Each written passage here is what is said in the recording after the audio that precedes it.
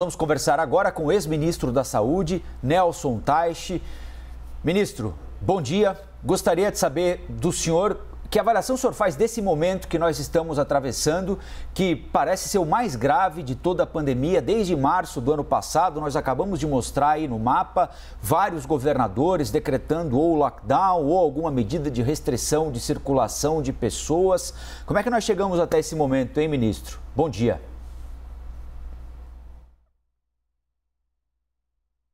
Bom dia, obrigado pelo convite para estar aqui com vocês. É inegável que a gente está vivendo o pior momento da pandemia. A gente vê a média de casos, a média móvel de mortes por dia é a maior que a gente já teve. A gente nunca teve um período tão longo com mais de 1.000 mortes por dia, então claramente a gente vive um momento grave da doença no Brasil. Uma coisa importante é que nesse momento, a gente tem duas coisas novas em relação ao ano passado. A gente tem o aparecimento das variantes e a gente tem as vacinas. Então, isso torna a situação um pouco mais complexa para a gente trabalhar, porque a gente vai ter que acompanhar como é que essas variantes se espalham pelo país, como é que elas acontecem em cada região do país, como é que ela avança pelo país, qual vai ser a eficácia das diferentes vacinas em relação às variantes, como é que elas vão surgir novas variantes. Então, é uma situação bastante delicada. E como uma característica da Covid, a Covid é uma doença que evolui, ela está quase sempre à frente da gente, então a gente fica tentando tirar a diferença, mas claramente é a doença que continua dando o norte de como ela vai caminhar no país, né? Ministro, nós acabamos de exibir, inclusive, aqui o mapa mostrando todos os estados que adotaram medidas mais severas de restrição. Inclusive, a gente observa que hoje, em fevereiro, fim de fevereiro, as medidas são mais severas, inclusive, do que no ano passado, quando a gente já tinha um aumento dos casos da Covid-19, quando nós registramos o maior número de mortes em julho do ano passado. Na opinião do senhor, é necessário para esse momento, mas e mais? Deveria ter havido essa restrição lá no ano passado para já tentar frear um pouco o número de casos em todo o país? E agora está aparecendo aí na tela todos os estados que hoje, neste momento, já decretaram que vão restringir ainda mais a circulação. O senhor acha que essa medida é atrasada, ministro?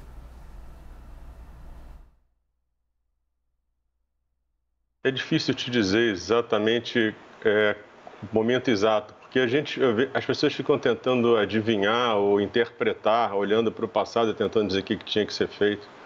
Agora, claramente, a gente tem que ter as medidas de distanciamento e as medidas de evitar o contato, de transmissão, elas são absolutamente fundamentais, até por causa das variantes mesmo. Quer dizer, então, independente de qualquer situação, até que você possa liberar num futuro essas medidas de distanciamento, de estar em lugar mais aberto, da lavagem de mão, do uso da máscara, isso aí tem que ser, isso não tem hora para acabar, entendeu? Infelizmente, na verdade, isso tem que ser uma coisa contínua, não tem que ser em fase, vai, faz isso, faz aquilo.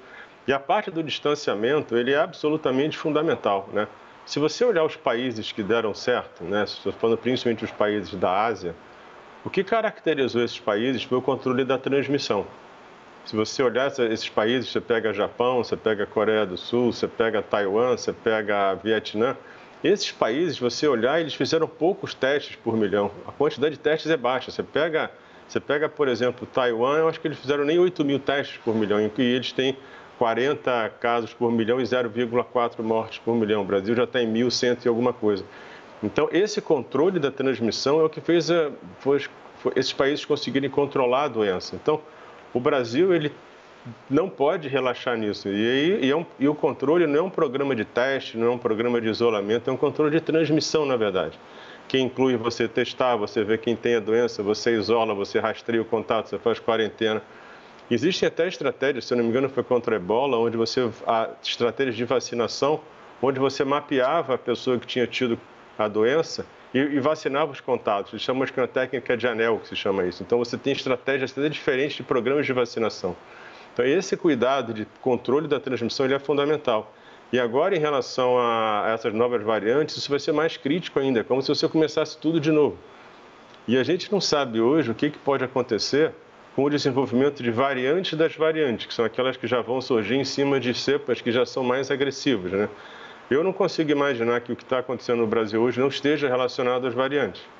O problema que você tem que ter hoje é que não adianta você interferir quando aquilo já está totalmente espalhado, porque você já não tem mais força para mudar aquilo, você só vai tratar o problema que já se instalou. Então, nesse momento, a gente vai ter que preparar o país inteiro para atender as pessoas que vão estar doentes, que vão precisar de UTI, que vão precisar de ventilação, que vão precisar de diálise, que vão precisar de internação de oxigênio. Então, hoje, o Brasil, nesse momento, avaliar na evolução de cada região, porque hoje é uma doença que já pegou de norte a sul do país, você viu o que está acontecendo, você pegou Manaus, está no Rio Grande do Sul, está em Santa Catarina. E se você olhar a curva de Manaus, se você olhar a curva do Amazonas, é uma coisa assustadora. É uma coisa completamente descolada de tudo que já aconteceu nesse país, inclusive na primeira onda de Manaus. E se você imaginar que isso aí é uma possibilidade para cada região do país, é realmente preocupante, porque a chance de sobrecarregar o sistema é enorme. Então agora tem que parar em todos os lugares do país, tentar entender como a variante, como a evolução da doença está acontecendo, o que deve ser da variante. A gente precisa ter um programa de mapeamento genético do vírus muito mais forte do que a gente tem hoje, não só para esse momento, mas para futuros momentos e para futuras pandemias que possam acontecer e que vão acabar acontecendo. A gente precisa ter isso instalado hoje, a gente precisa de um programa de informação muito rápida, porque você, na verdade, para você se prevenir, você tem que tentar ver a linha de tendência do que está acontecendo. Porque se você espera ter certeza, você já não tem mais como interferir, você só vai fazer o que a gente tem que fazer hoje, que é preparar a estrutura de saúde para receber um volume enorme de pacientes que vai acabar chegando. Então, isso é um tipo de estratégia que o país precisa ter para poder seguir, porque a gente continua sem saber quando isso vai acabar. E a gente hoje tem uma situação muito específica, você tem que saber qual o percentual da variante em cada lugar, você tem que tentar entender qual a eficácia de vacina para cada lugar, você tem que ter dado local. Eu não consigo... Uma coisa importante que a Covid trouxe, né? Por exemplo, a minha origem, eu fiz clínica, fiz oncologia, então na oncologia os trabalhos são trabalhos mundiais.